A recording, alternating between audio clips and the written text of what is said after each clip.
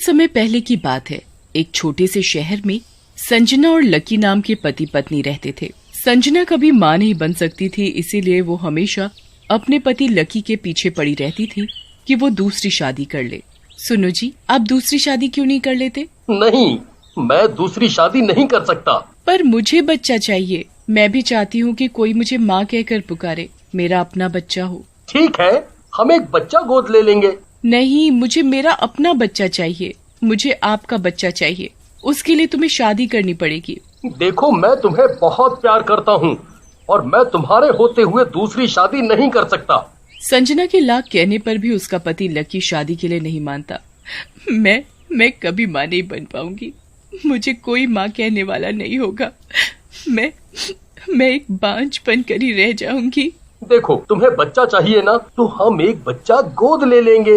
वो बच्चा तुम्हें माँ कहकर बुलाएगा। नहीं, मुझे कोई बच्चा गोद नहीं लेना। मुझे तो मेरा और तुम्हारा बच्चा चाहिए। लकी संजना को समझाता रहता है, पर संजना नहीं समझती और वो अपने कमरे में जाकर दरवाजा बंद करके रोने लगती है। मैं माँ बने बिना ही मर जाऊंगी। किसी को मेरी कोई चिंता ही नहीं है। लकी भी संजना को इस तरह से परेशान देखकर दुखी होता है। अब मैं तुम्हें कैसे समझाऊं कि मैं तुम्हें कितना प्यार करता हूँ। मैं बच्चे के लिए किसी और से शादी नहीं कर सकता। फिर लकी भी वहीं हॉल में बैठा बैठा ही सो जाता है और अगली सुबह जब लकी सोकर उठता है तो वो देखता है संजना को बहुत तेज बुखार है। संजना, तुम्हें तो बहुत तेज बुखार है और तुमने मुझे बताया भी नहीं। चलो उठो, मैं तुम्हें अभी डॉक्टर के पास लेकर चलता हूँ।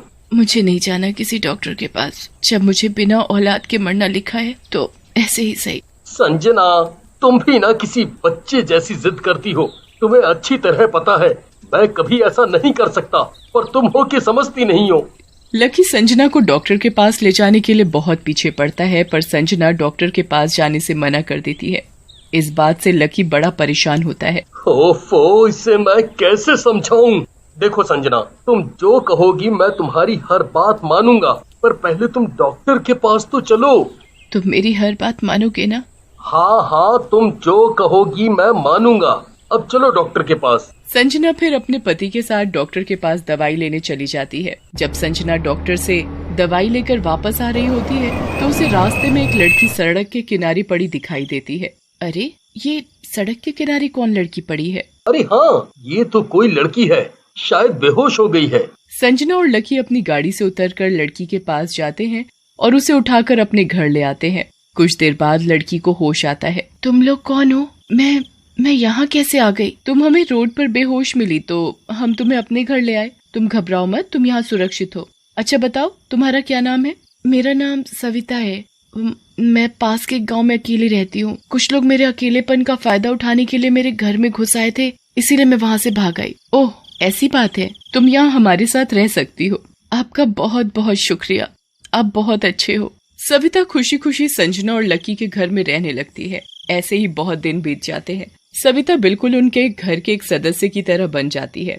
सविता संजना और लकी का बहुत अच्छे से ध्यान रखने लगी थी। ये देखकर संजना मन ही मन सोचने लगी, सविता मेरा और लकी का कितने अच्छे से ख्याल रखती है। क्यों ना मैं सविता की शादी लकी से करवा दूं? ये सोचकर संजना अपने पति से सविता से शादी करने के लिए कहती है। सुनो जी, मुझे आपसे सविता के बारे में बहुत जरूरी बात करनी है।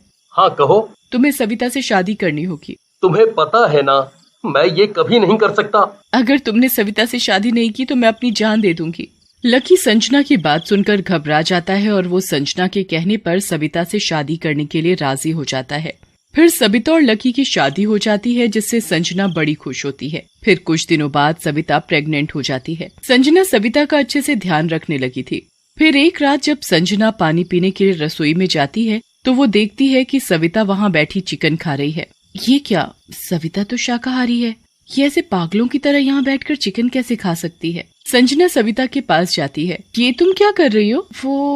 वो दीदी, मुझे बहुत भूख लगी थी और रसोई में खाने के लिए कुछ नहीं था तो मैंने चिकन खा लिया। पर सविता तो चिकन नहीं खाती। सविता को इस तरह चिकन खाते देख संजना को कुछ अजीब लगता है और वो मन में सोचने लगती है कि आज संजना को क्या हो गया।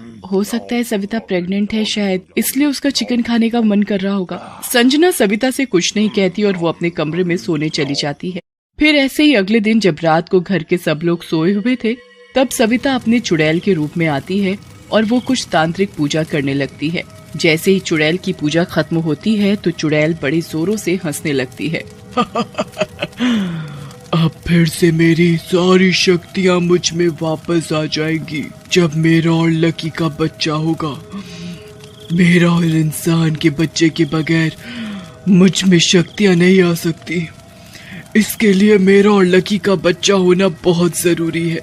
जब चुड़ैल अपने कमरे में तांत्रिक पूजा कर रही होती है तभी संजना की नींद खुल जाती है तो वो सविता को देखने जाती है। जैसे ही संजना सविता के कमरे के पास जाती है तो उसे सविता के कमरे से डरावनी आवाजें आती हैं। संजना खिड़की से झांक कर देखने लगती है तो कमरे के अंदर का नजारा देखकर संजना के होश उड़ जाते हैं।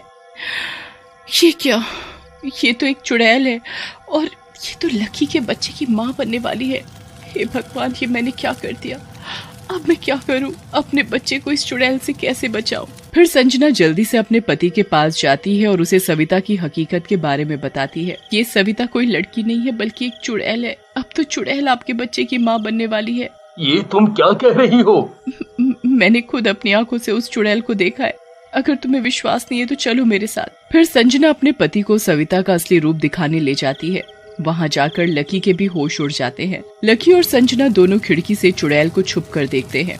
जैसे ही चुड़ैल अपनी तांत्रिक पूजा खत्म करती है तो वो अपने पेट पर हाथ फेर कर हंसने लगती है। मेरे बच्चे, बस तुझे कुछ समय और इंतजार करना पड़ेगा। फिर जैसे ही तेरा जन्म होगा मेरी शक्तियाँ मुझे दोबारा वापस मिल जाएंगी। फिर मैं तुझे लेकर यहाँ से चली जाऊंगी। संजना और लकी छुपकर चुड़ैल की बातें सुन रहे होते हैं। तभी वहाँ चुड़ैल के सामने आते ही वो दोनों चुड़ैल से कहते हैं, तुम ऐसा नहीं कर सकती और तुम एक चुड़ैल हो। तुमने हमें धोखा दिया। मैं तुम्हें अपनी छोटी बहन की जैसी समझती थी पर तुमने क्या किया? तुमने हमें ही धोखा दिया। मैं तुम्हें अपने बच्चे को कहीं नहीं ले जाने दूंगी। ये मेरा बच्चा है। हाँ, संजना बिल्कुल सही कह रही है। हमने तुम्हें अपना समझा और तुमने हमारी भावनाओं के साथ खेला। अब हम तुम्हें अपने बच्चे को कहीं नहीं ले जाने देंगे। तुम ऐसा नहीं कर सकते। तुम मुझे नहीं रोक सकते। मुझे मेरी शक्ति वापस लाने के लिए मेरा और इंसान का बच्चा होना जरूरी था। तभी मुझे मेरी शक्तियाँ वापस मिल सकती थी। इसलिए मैंने तुम्हें चुना। संजना और चुड़ैल आपस में झगड़ा कर रहे होते हैं। तभी चुड़ैल को दर्द होने लगता है और वो दर्द से तड़पने लगती है। मुझे तकलीफ हो रही है। मेरे बच्चे के जन्म का समय हो गया है। सुनो जी, इसे जल्दी से अस्पताल लेकर जाना पड़ेगा। हाँ ठीक है, हम अभी इसे अस्पताल लेकर चलते हैं। फिर संजना और लकी चुड़ैल को अस्पताल लेकर जाते हैं। वहाँ चुड़ैल एक सुंदर बच्चे को जन्म देती है। संजना बच्चे को अपनी गोद में लेती है और उसे प्यार करती है। तभी बच्चे को जन्म देने के साथ ही चुड़ैल की खोई हुई सारी शक्तियाँ उसे वापस मिल जाती हैं। ये देख चुड़ैल खुशी से हंसने लगती है।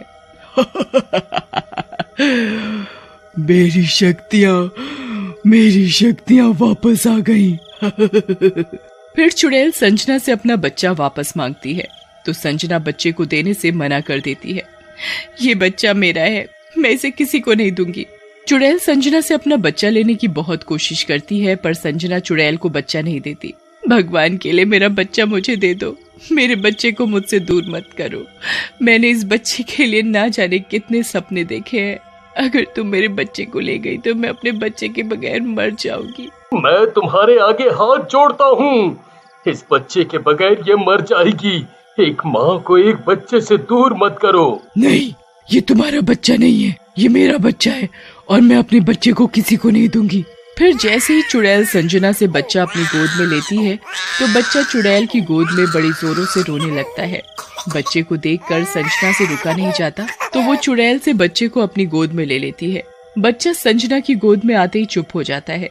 ये देखकर चुड़ैल का दिल पसीज जाता है। चुड़ैल के अंदर की ममता जाग जाती है और वो संजना से कहती है, ये बच्चा तुम रखो, तुम इस बच्चे की माँ हो।